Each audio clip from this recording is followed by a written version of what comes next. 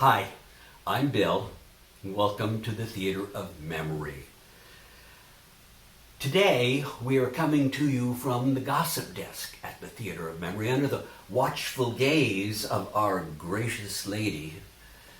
But we more prefer these days the idea from the diarist Dr. Johnson in the 18th century, who said that gossip is the first step toward moral inquiry.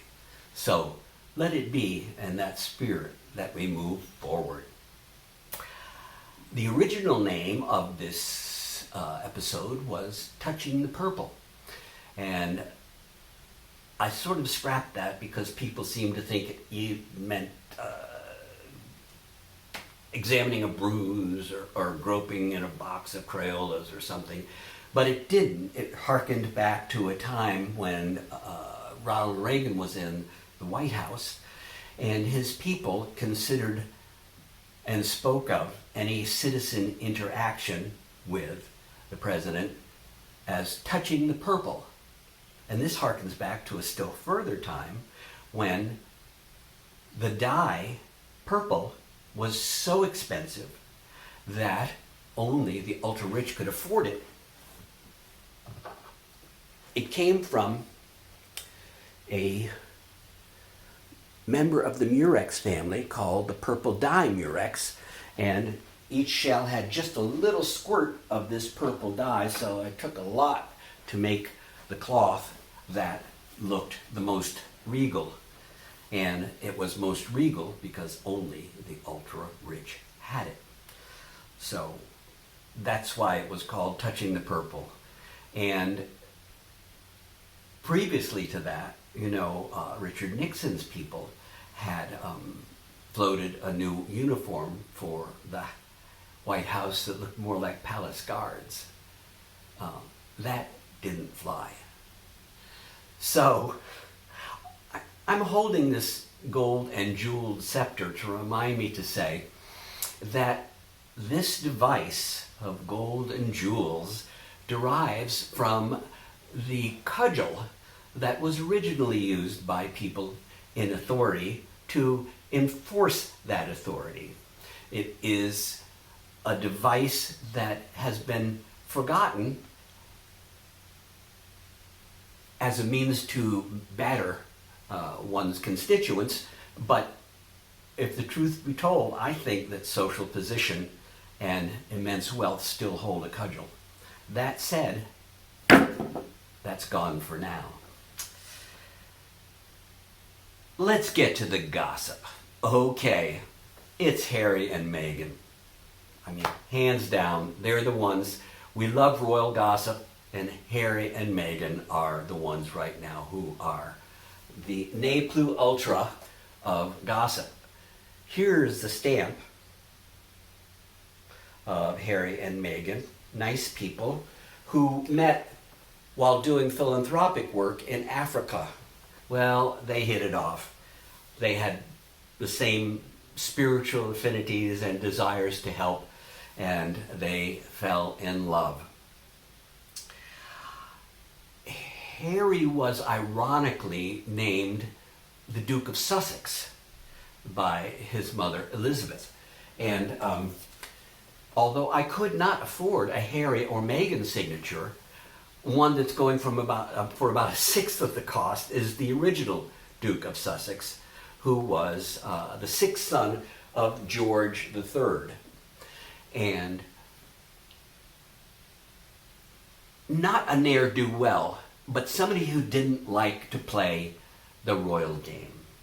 And so he chose to marry people that were not the appropriate people. And he chose not to live in the palace, but in different places and just enjoy his life, which as a son of the king could be quite an elaborate lifestyle, even if he wasn't in court. Excuse me. So it is with great irony that Harry has withdrawn from court. He is not playing the royal game. He and Meghan got tired of the incipient racism and the Twitter effluvia that kept them occupied. It's hard to get away from it if you are a royal. So they have stepped down and are trying to live now a peaceful life in Los Angeles. We wish them well. They're decent people, and we would only admonish, as if we know more than they, that not all in the City of Angels are angels. I think the most wonderful part of the whole story took place at the wedding, wherein the Queen, Harry's grandmother, probably the whitest person on the planet, sat there and was subjected to the full theological cant and voice of a wonderfully black African American minister. It was something to behold. Her discomfort was palpable. And perhaps the discomfort came from the fact that 3 centuries before, her forebear, George III, had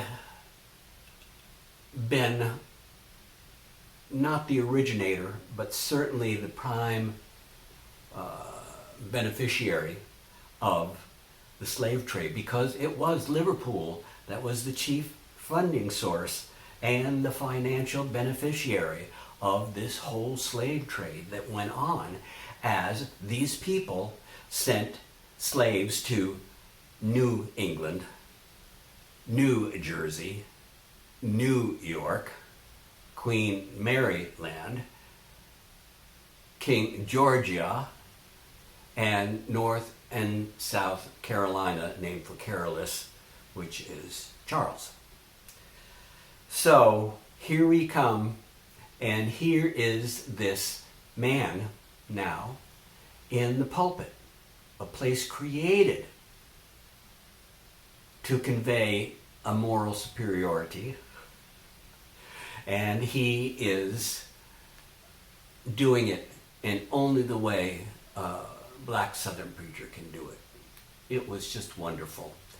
And I have to say, I enjoyed that. Was that Schadenfreude? I don't know. I can't even spell it. But there was something about it that was absolutely wonderful and fun to me.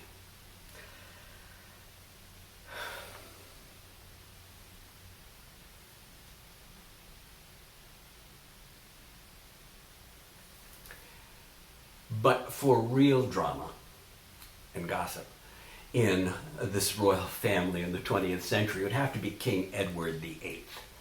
King Edward VIII, actually, who was Victoria's great-grandson, actually abdicated his throne because he said he could not live without the woman he loved by his side, and Mrs. Wallace had been divorced 2 times already and was really not that highly placed in society.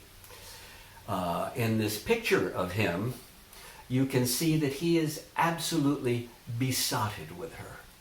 And whether or not the gossip about him dressing in diapers and Mrs. Wallace playing Spanky Spanky is true or not, it is a persistent rumor. And so he abdicated, saying that he could not rule without the woman he loved by his side, maybe backside. We don't know. But the fact that he abdicated was quite the scandal, quite the gossip. And he spent the rest of his life as a genial freeloader, moving around the world and interacting with people who liked to be around royalty.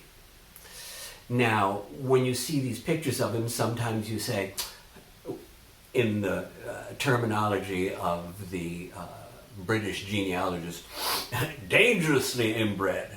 But I don't think so. And the reason I say that was because I got to spend an evening with him on Palm Beach one time. Here's how it happened. A woman with the mellifluous name of Daisy Davies had as her house guests the Duke and Duchess of Windsor. Well, it was decided they would have a party and invite a few of their close friends. So, in the cabana, the beach cabana, which was reached from the mansion by coming down and going under the road, we set up our musical instruments. I was the drummer, and I was happy to have the gig, and very interested in my uniform of a tuxedo to be watching what was happening, because I was invisible. There were about 24 people. And then, as the evening wore on, people left, and the Duke and Duchess were there. As I say, genial, nice people. And when there were only about 8 people left, it was decided that everyone would do a number with the band. Well, some people sang songs, but when it came to the Duke and Duchess, the Duchess, I remember, did a tango with a rose in her teeth. Now, tango is among my skill sets, so she got a good support from the band. And when the Duke came up, this I remember vividly, he danced a very respectable sailor's hornpipe. I mean, he really danced. I didn't know it was really a dance. I thought it just happened in cartoons. But the band backed him up, and all went very well. And afterwards, the Duchess told the band leader that I was the best drummer she'd ever heard in her life. To which the band leader told me after she had left that she actually didn't know her ass from a hole in the ground, which I thought was terribly inelegant and inappropriate at the time. But that's just the way it happened, so I wanted to report it to you like that. Oh, and I continued to tie my tie with a Windsor, not like my father before me. Here you see a page that has the king's signature as king and his picture on the stamp given to the Fresh Air Fund for an auction. So he also worked at philanthropy when it was possible to do it by just signing his name. And his stuttering brother ended up getting the throne. I think it was his brother, was it not? Who turned out to be a wonderful king and not as enamored of Hitler and the Reich as Edward VIII seems to have been. Again, we're doing gossip here, all right? So, if you want to talk about gossip, of course, Victoria is very important. And Victoria was, how shall I say, she was the one who kind of set the tone for a whole era. 1830 to 1903, I think that was her reign. I mean, that's a long time. 73 years. And in a way, she set the style, not only because she had a certain moral standard to which she held herself and everybody else, but because she also was much in love with Prince Albert, who had never been in a can. And when he died, she went into deep mourning.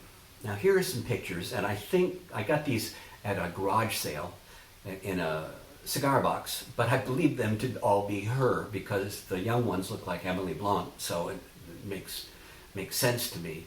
But here she is, early and then in deep mourning, where she remained for the rest of her life. So here is a document signed by Queen Victoria herself, and it seems to be conferring the family name of Bebb upon somebody who had formerly been Laurel. Here's what it reads. Victoria, by the grace of God, of the United Kingdom and Great Britain and Ireland, Queen Defender of the Faith, to our right trusty and right entirely beloved cousin and counselor, Henry Charles, Duke of Norfolk, Earl, Marshal, and a hereditary Marshal of Horatio Laurel, Esquire, license that he and his issue may take the surname of Bebb in lieu of that of Laurel, and that as they may bear the arm of Bebb quarterly in the first quarter with his and their own family arms. So, again, I wish that you were here to be able to feel that this is some pretty good paper.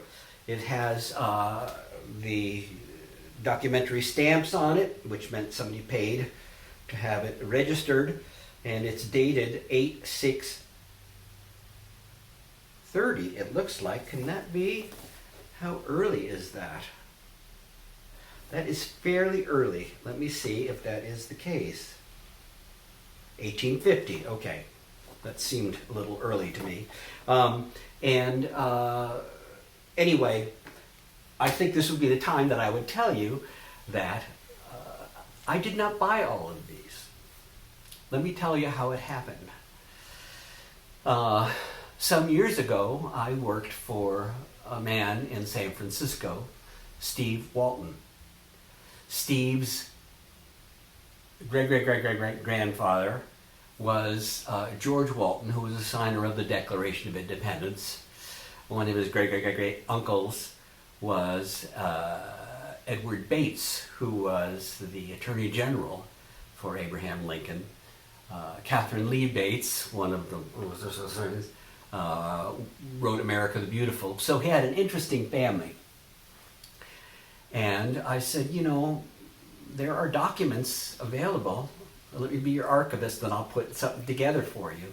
So, you know, over a period of time, I found and secured historical documents that were available for sale. And put together, you know, in archival quality books, some of the story of his family with the attendant documents.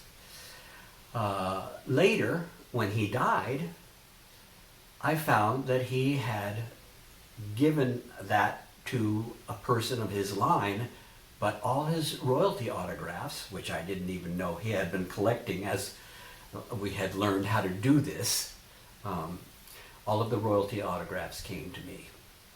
And so they're a treasure because he was such a gem of a guy. And one of the ones, pardon me, that I really love is George Rex here, George III.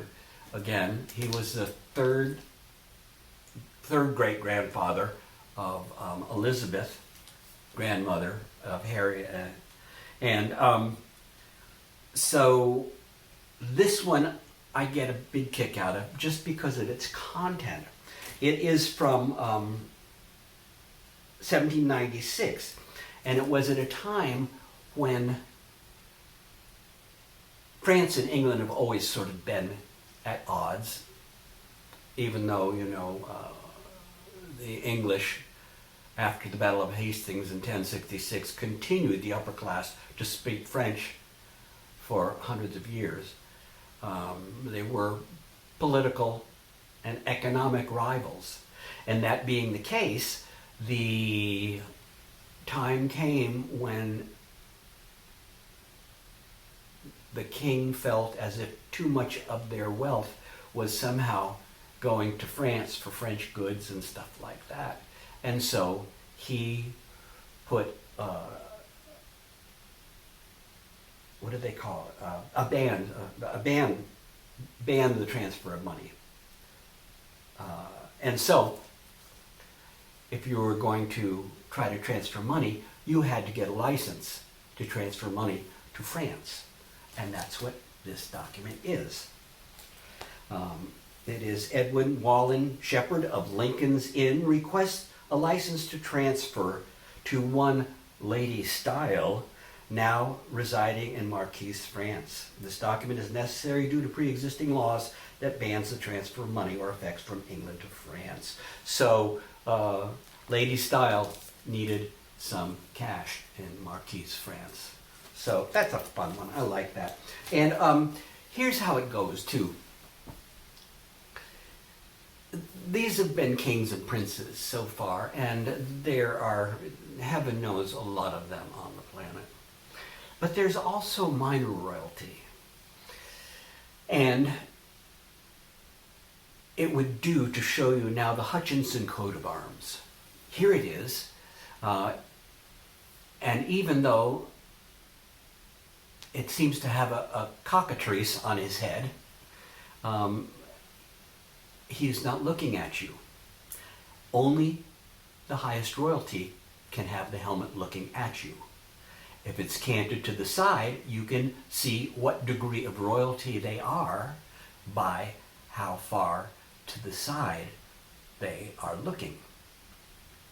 So, shall I mention on this, it says Nihil Humani Alienum, which is the Hutchinson family motto, nothing that's human is foreign to me.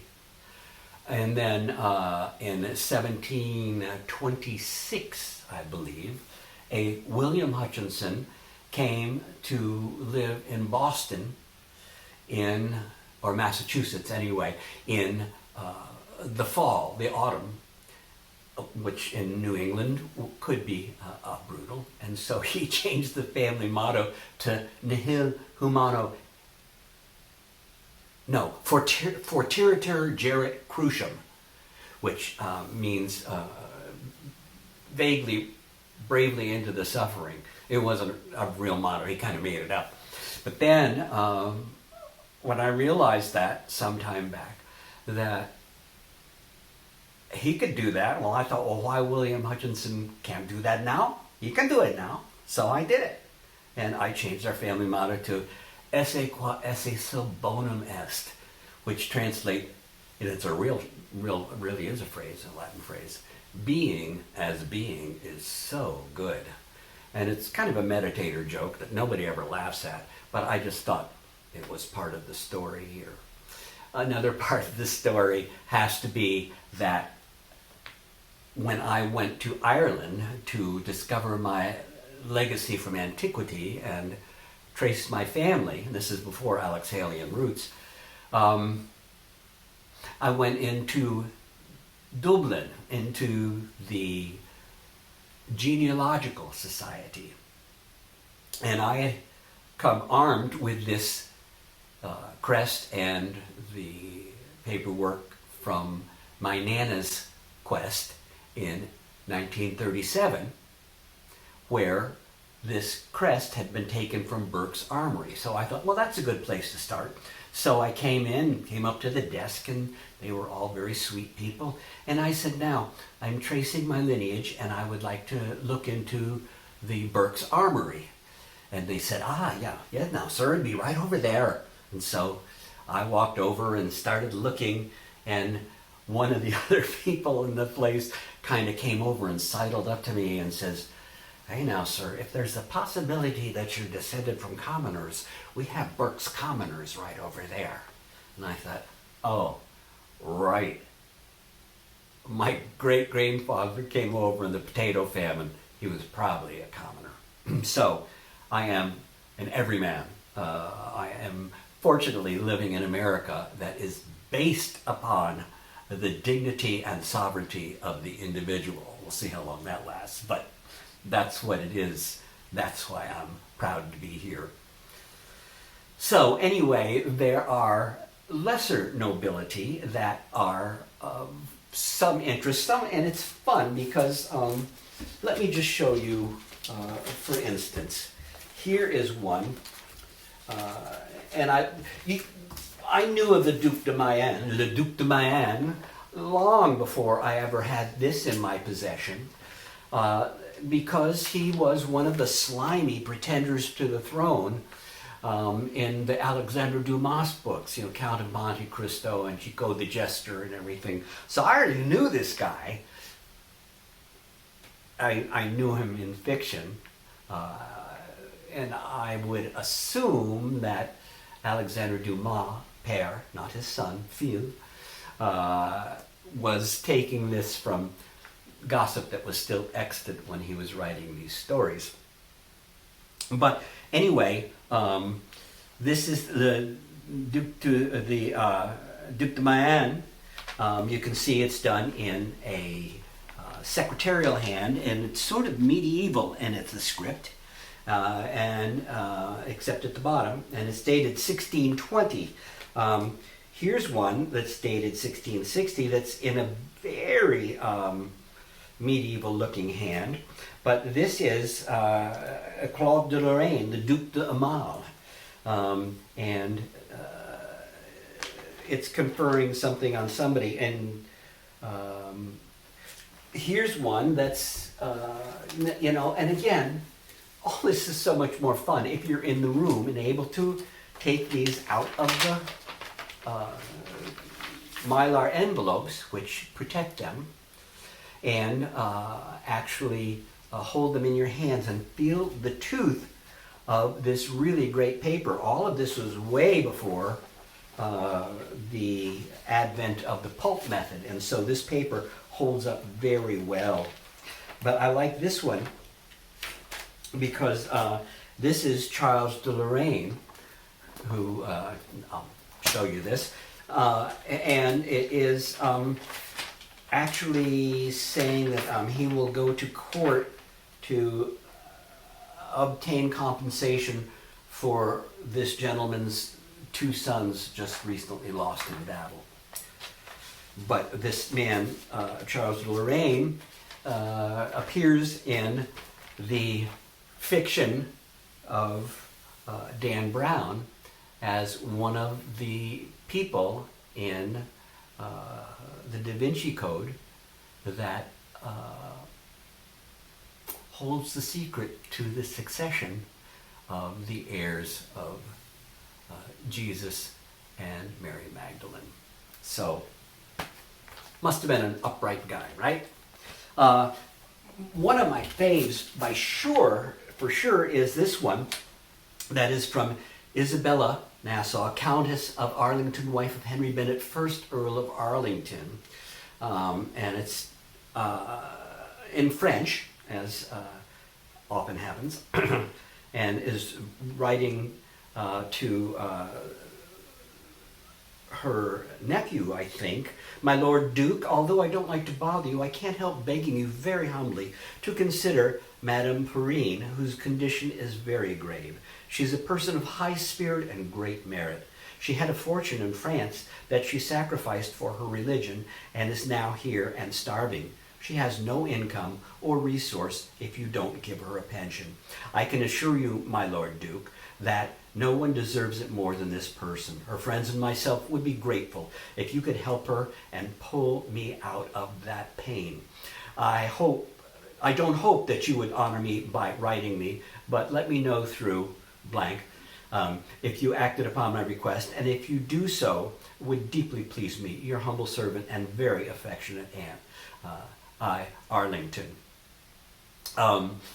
And that would mean that the lady in question was a Huguenot. Some of them came to America and became prime movers in our country, but many had to flee because of their religion and because she was not willing to give up her religion and repudiate her religion. She fled to England and left all her wealth behind.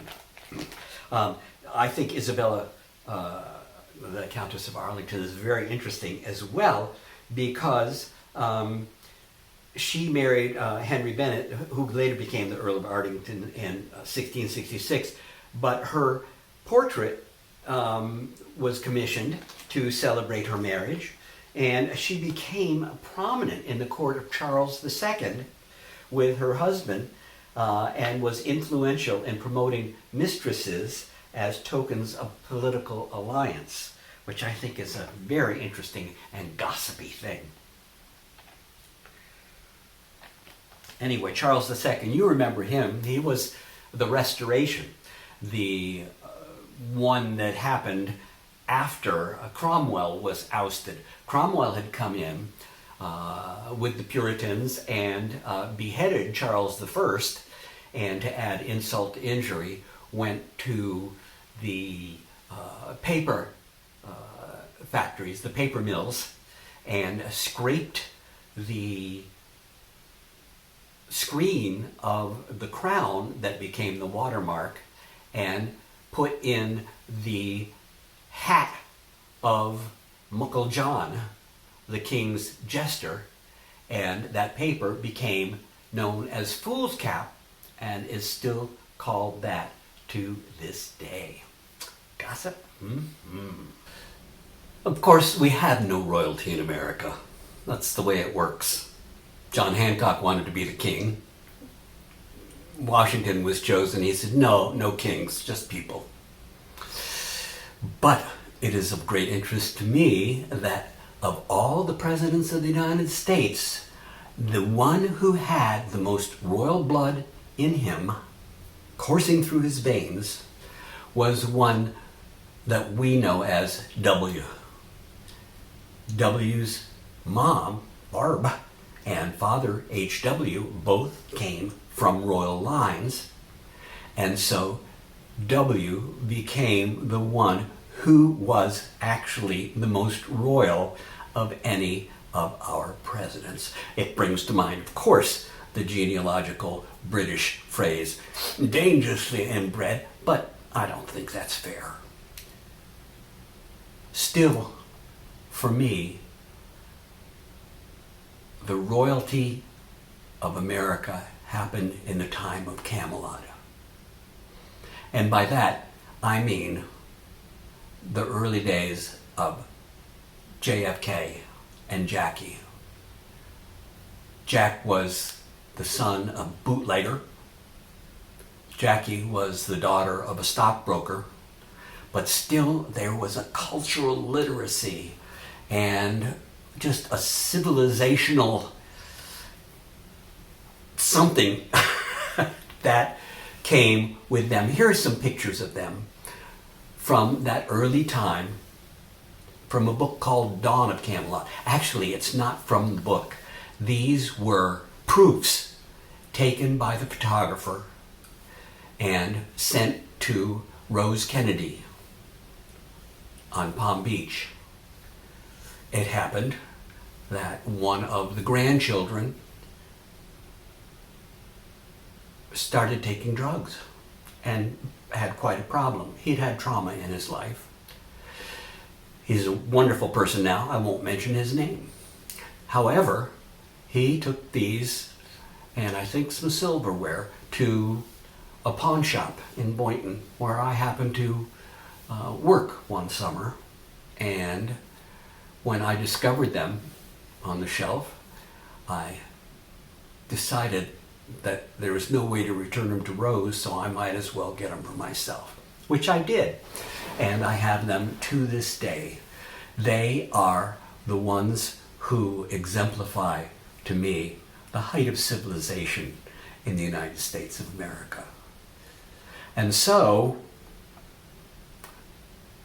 royalty is as royalty does. Noblesse oblige, the obligations of royalty, or not. What's interesting today is that in the era where celebrities are celebrities for being celebrities, sort of a very empty boast, we can still hearken back to the time of royalty when gossip about them, their comings and goings, and their writings and leavings were the gold standard. Now we have, I don't know what we have.